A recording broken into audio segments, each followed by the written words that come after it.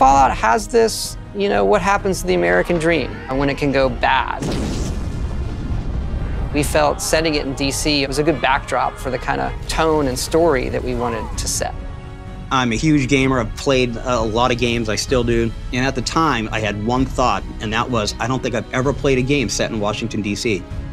Once we decided to set the game in Washington, D.C., I was looking at a map and looking at features, and I saw the Jefferson Memorial in the tidal basin. And I thought, well, if we turn the Jefferson Memorial into a giant water purifier, I think that's the story. I think that's the hook. That's the mission. Project Purity, we called it. We've got these mutants and this government faction and all this, but at the end of the day, people need clean drinking water. Without it, they're going to die. We were figuring out how we're going to ruin this city and how we're going to make this fun for the player to explore.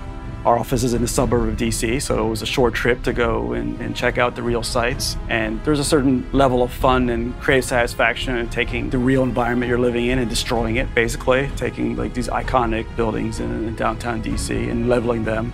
I remember the stories of Matt Carafano, our art director, going down and taking photos, and then the security guards being like, what are you doing, Someone was stopped at one point, like, what are you doing? Well, I'm picturing this being blown up, like, you need to, get out of here.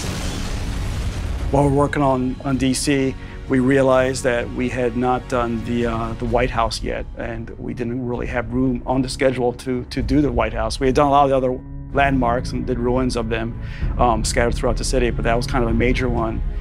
And we were kind of running out of time. Like, well, what do? It's like, just put a crater. The White House would have been the first thing they took off. So let's just wipe it. It doesn't exist here. It was sort of an Indiana Jones, shoot the guy at the whip kind of moment for us, but it did the trick, and I think people got a kick out of that.